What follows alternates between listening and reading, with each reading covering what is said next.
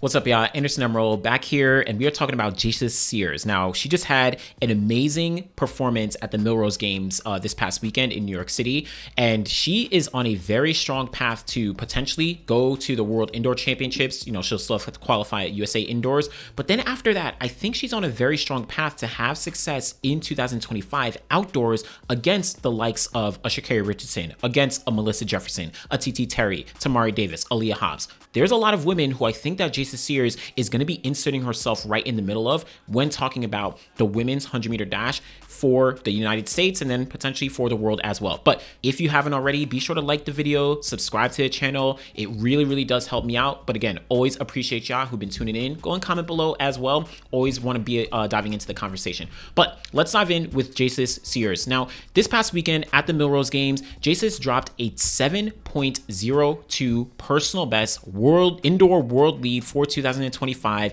That made her, again, of course, the fastest in the world this year. That moved her, I think, to number 22 all-time indoors in the 60-meter dash. So she is running on all cylinders. That's coming off running 7.11. And then, of course, now the 7.02. She has been undefeated in the indoor season. But even more specifically, that comes off her getting injured last year in 2024 and sitting out for the, second half of the spring and then all of the summer as well. So that puts Jacious in a very good position to potentially go to USA's, really dominate the scene there, and then qualify for the World Indoor Championships and potentially get on top of the podium. Now, is it going to be an easy path to the top? Absolutely not. There are tons of women, despite those who are not running indoors, there's still some women who might be in her path.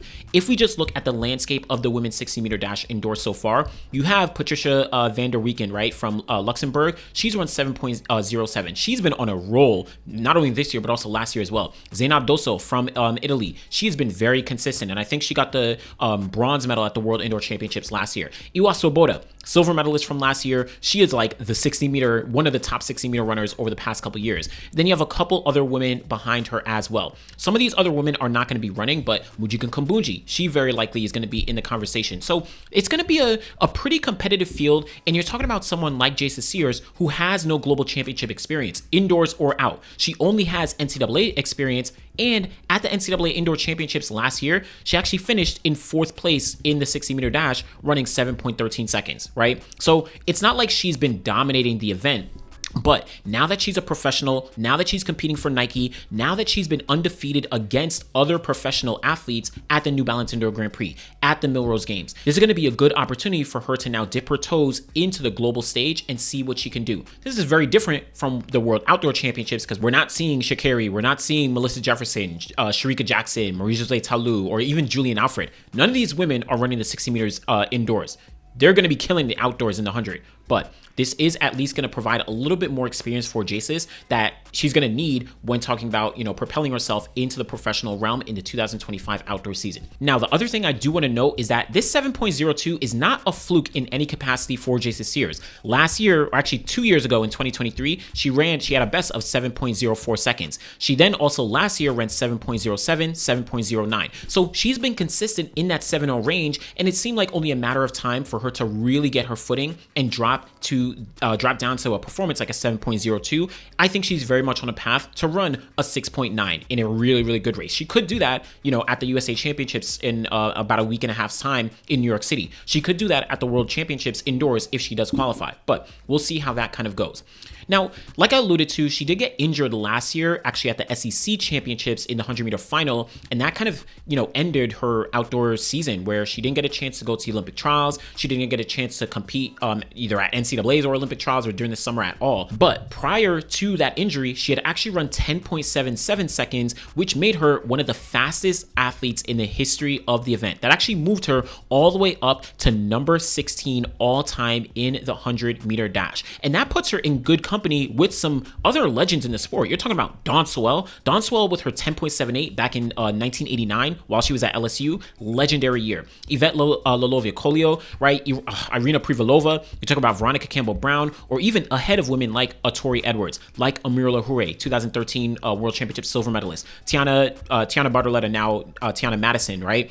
Tori Bowie, rest in peace. So Jacious Sears is actually in some very good company considering she is just starting her professional career career, this 10.77 came from last year, and it's coming on the back of some consistent indoor 60-meter marks. Now, when talking about her 100-meter career, she hasn't actually been dropping many sub-11 performances. Prior to this, her best was 10.96 from 2023, and then she only has a couple 11.0 performances. So this was really a big drop for her, and she, of course, had a very strong tailwind of 1.6. But I think because of her consistency in the indoor 60, this probably gives me the indication that this was no fluke. This was her getting ready to really showcase her talent to the world, but she was just hindered by injury. Now, while I was at the Millrose Games, after getting a chance to speak with her after the win, I also spoke with Coach Dwayne Ross out Tennessee, who's of course coaching her, and he actually said that Jacious was healthy and ready and prepared to compete at the Olympic trials, but he wanted to be 100% sure about kind of her long-term career and make sure that she was going to be ready to be able to compete, not just this year, but even going into future years. We're talking about 2028. We're talking about 2032. Here's the interview clip.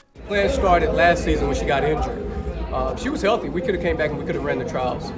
But I made a decision to take our time, really get healthy, and attack this year here. I mean, because it's about her career, not just that one race. So I really had to make that decision, and she agreed.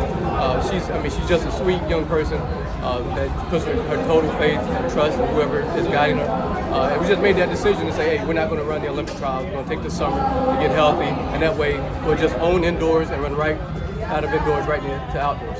So I really do like this from a coach like Dwayne Ross, where he's saying, listen, I understand that an athlete like Jacious, she's coming off running 10.77, and we know that we're healthy again, but let's taper things back. Let's not risk anything. Let's make sure we're 100% and look at the long term. Now she's sponsored by Nike, got a professional deal, and she's actually being competing as one of, at least as of right now, the top 60-meter dash runner in the world right now. So I think they've made a good move, and we're going to see how that actually pans out. Now, the other thing that I am thinking about is how is this going to play for Jacious outdoors? Like I noted at the top, just speaking in American terms at the moment, you have Sha'Carri Richardson, you have Melissa Jefferson, you have TT Terry. Those are three women who qualified for the Olympic Games this year, and all of them made the Olympic final. But on top of that, you also have Aaliyah Hobbs. You also have Tamari Davis. You're talking about women who have been consistent within the 10-8 range. Someone like Aaliyah Hobbs has won Diamond League races, has competed with some of the best in the world. Tamari Davis made the World Championship final in 2023. These are the women that Jacious Sears is going to be going up against. Yes, she has a 10.7 personal best. That's faster than everyone actually except for Sha'Carri Richardson, right? So she's faster than Melissa Jefferson, faster than TT Terry, faster than Aaliyah Hobbs, Tamari Davis. She's faster than all of them, but they have the experience. They have the professional know-how on how to navigate through these tough competitions, on how to navigate in high-pressure situations where you're lining up against Shericka Jackson, where you're lining up against Julien Alfred, where you know, okay, if I don't run 10.8, I'm done, right? That's what she's going to have to really be contending against when talking about, can I qualify to a World Championships, in Tokyo this year specifically? Can I qualify to an Olympic Games in the future? And then let's say she gets past that, right? Now she has to contend with Shericka Jackson. Now she has to contend with Julien Alfred, with Marie-José Talu, with all these other women around the world who have been proven to show up at their best at the Olympic Games or at the World Championships. That's going to be really, really tough and really kind of a different landscape that she's never had to deal with. She never even, got a chance to compete at the NCAA championships last year. So that's going to be something that's really interesting to see how she's going to progress through 2025. But I do think based on what she's shown in the indoor season in 2025 already, and the glimpse of that 10.77 that we saw early in 2024, I think that Jacious is on a very strong path to really be competitive with the likes of Sha'Carri Richardson. Now, am I saying that she's going to beat out Sha'Carri in all her races? Am I saying that she's going to go on to win, the USA Championships later on in July or in August? Nah, I'm not making that prediction. I don't even know what's going to happen in the next couple weeks when she goes to USA's and then potentially goes to World Indoors. Let me taper things. But I do think that she's showing some promise and is on a very strong trajectory to become one of the stronger 100-meter runners that the United States and potentially the world has to showcase. So this is just my opinion based on what I've seen from Jacious. Everyone's going to have a little bit of a different opinion. So go in the comments. Let me know what you think about Jacious Sears so far. Do you think that she's going to get to the World Indoor Championships, qualify, potentially win gold, or at least get on the podium? And then do you think that she's going to be able to really contend either with the likes of the top American women outdoors in the 100, and then even globally against some of the other, women like Julien Alfred, Shericka Jackson, etc., etc. Let me know what you think. Be sure to like the video, subscribe to the channel. We'll be back again next time. Thanks for watching, y'all.